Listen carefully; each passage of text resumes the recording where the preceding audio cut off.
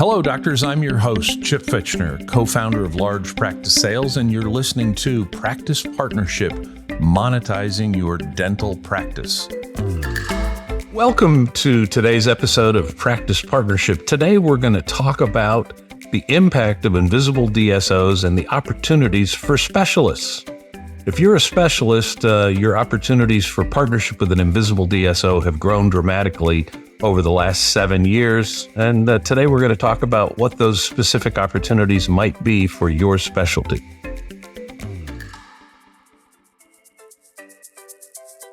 Invisible DSO partnership means different things to different doctors and brings different values to different doctors. Certainly getting millions of dollars in cash up front at low long-term capital gains tax rates is valuable. But I think probably the number two benefit that doctors perceive in an IDSO partnership is the fact that they get more time. They're going to be offloading a lot of the administrative minutia associated with running a practice, including banking, payroll, benefits administration, compliance, credentialing, tax, legal, IT support, and vendor and payer negotiations. So when doctors can take all of those responsibilities off their back and focus on patient care, leading their teams, and practice growth, they find that they have more time for their families, and they find that very fulfilling because many of these doctors did not get into dentistry to deal with administrative minutia. Certainly, they continue to lead their practices and make the hiring decisions and the firing decisions and the when will we be open and when will we take vacations. But with an invisible DSO partnership, their new partner is going to help them in many ways. And those benefits will extend to recruiting. And I think one of the key things that's changing today is adoption of new technology. So there are a lot of benefits of an invisible DSO partnership besides the cash up front.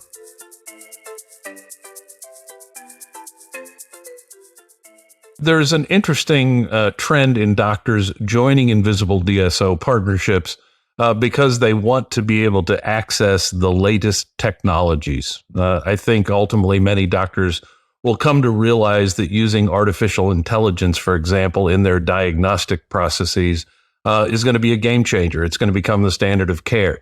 And with all of the new technologies coming at doctors every year, it really helps to have a partner that can help you adopt those, implement them correctly, and ultimately it's going to provide better patient care and differentiate their practice from the other practices in their community, which have remained independent and have been unable to make those technology adoptions.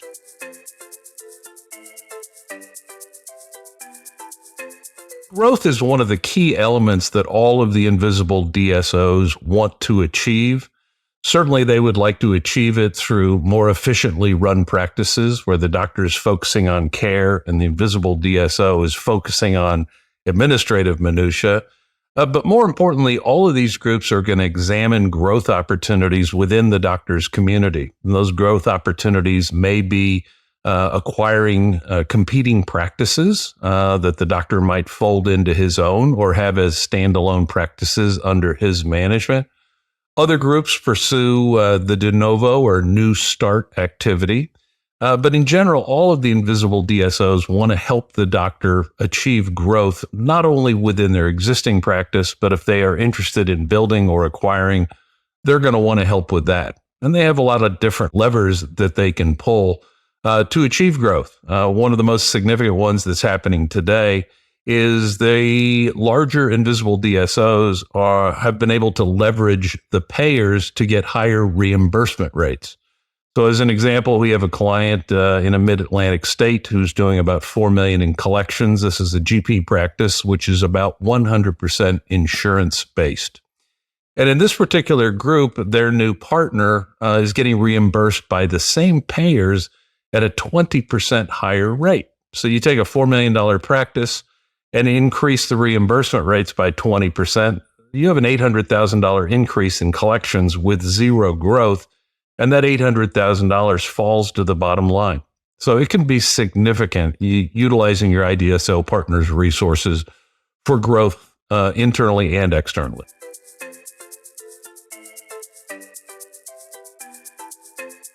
We've had massive growth in the specialists becoming partners with Invisible DSOs. Just in the last 7 years, there have been 50 specialty-focused Invisible DSOs created. There are 14 now for ortho only. There are 17 for oral surgery only. There are multiple dental trifecta groups, which are eager for pedo, ortho, and oral surgery in the same communities. The good news is when you have multiple groups with new, fresh capital eagerly bidding on quality practices, the values go up.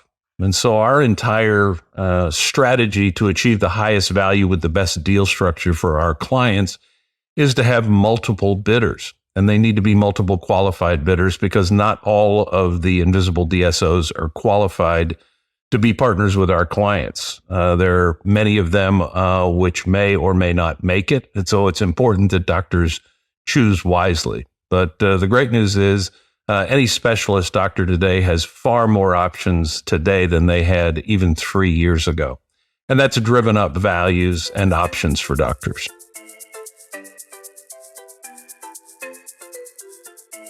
Technology is changing rapidly, and not just the physical technology, but certainly the software. Doctors can utilize their Invisible DSO partnership to explore the new technologies that are available in their specialty and actually talk to partner doctors that have tried them. So a doctor who partners with an Invisible DSO is going to be able to access the experiences of dozens or hundreds of other doctors in their specialty that have probably tried just about everything you're considering. And so you access this wealth of knowledge that helps you choose the technologies or softwares which may be most effective for your practice because other doctors within the Invisible DSO have already tried it.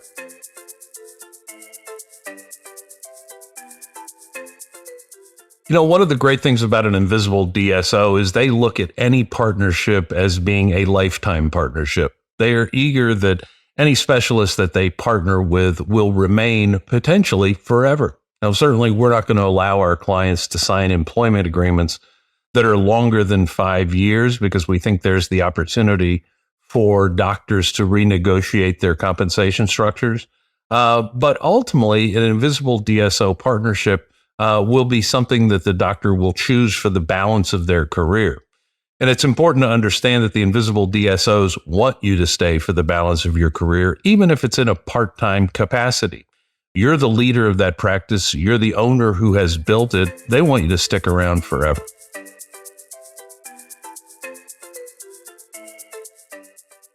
There are over 1,000 Invisible DSOs in the U.S. today, and we consider less than 100 of that 1,000 to be qualified bidders for our practices.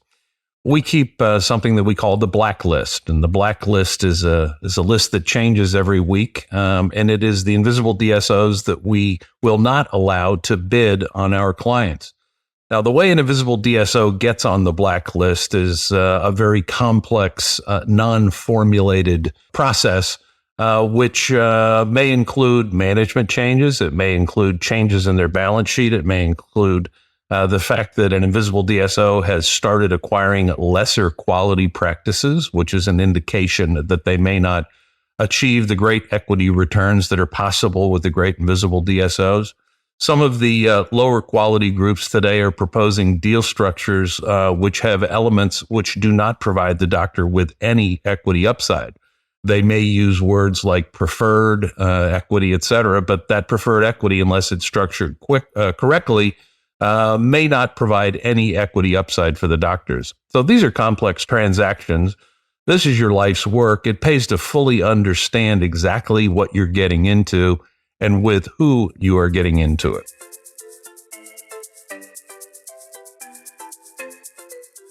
Consumers today are looking for faster, immediate solutions.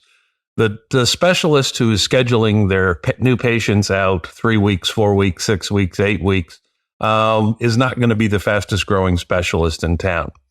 The growth of the iPhone has certainly changed dental practice. If you don't have the ability to book an appointment on your phone, you may have a problem. So keeping up with today's technologies to help the consumers choose you versus the other specialists in your community is an important element of growth and maintenance of your margins.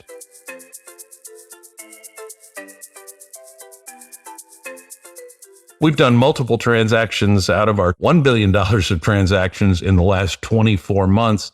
About half of those were for specialists. And part of what has been driving the oral surgeons in particular is their inability to recruit. And when you choose the right Invisible DSO partner who has picked up over 100 of the graduates last year, they have the ability to provide you with new doctors, which is important for any oral surgery practice which is trying to grow. And that's not necessarily to replace existing doctors, although that happens, but it's also to support the growth of the practice. So the recruiting resources, not just in oral surgery, but across all specialties, are of critical value to any specialist considering an Invisible DSO partnership.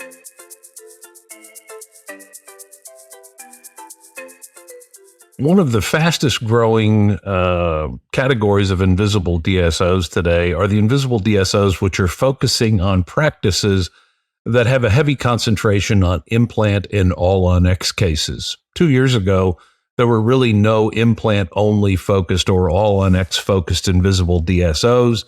Today, there are at least 10 across the country. Some of these are interested in oral surgery-based practices, which are doing implants and all-on-X. And others are interested in non-oral surgery-based practices that are doing all-on-X or implants. And that's a rapidly growing category. The values are very high and the bidders are of very high quality and have fresh capital. So if you're a specialist who is focusing on implants or all-on-X, unique timing for you. One of the other interesting things is the rate of consolidation in orthodontics. If you listen to your friends at the American Dental Association, their report that came out in May indicates that the most consolidated practice type in the U.S. are orthodontists. They estimate that 18% of all orthodontists have either partnered with an Invisible DSO, sold to a DSO, or are now working for one of the two. And that compares to about 13% for GPs. So consolidation in ortho has been going on for a long time, and it is accelerating. And fortunately, the values in ortho continue to set records. One of our highest value transactions as a multiple of EBITDA in 2023 was for a large ortho practice on the East Coast. And we have completed well over $300 million of transactions for ortho practices in the last 30 months. It is a rapidly consolidating sector, and many orthodontic practices are exceptionally profitable. One of the interesting things that we've seen happening over the last 18 months is that the oral surgery practices, of which there are now 17 oral surgery only Invisible DSOs eagerly competing against each other to partner with great oral surgery practices nationally. Some of those, because of their lack of targets, let's call it, have decided to add perio. And in some cases, they've added perio and endo. So that is growing the consolidation of all three of those specialties. And of course, we can't forget the dental trifectas. The dental trifectas are the specialty groups that are focused only on pedo, ortho, and oral surgery within the same community.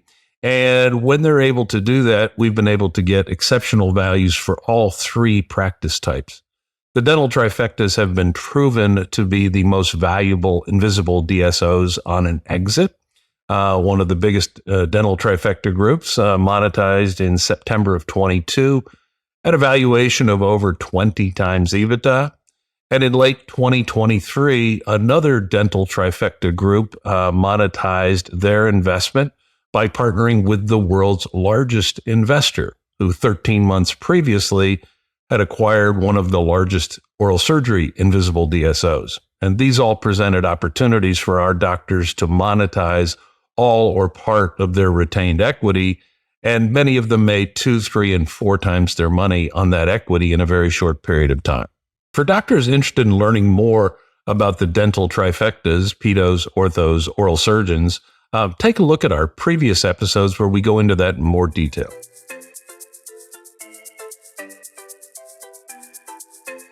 Yeah, for specialists, as is true for really all dental practice types, one of the number one metrics to create the highest values for a practice is the growth rate. Now, growth is registered or measured not only in top line revenue or collections growth, but it's also measured in EBITDA growth. Believe it or not, some practices that have grown have been able to increase their EBITDA or profit margin as a percentage of their overall collections. So practices today which are growing 23 over 22 and will grow 24 over 23 are the practices which are attracting the highest volume of bidders and will ultimately achieve the highest values.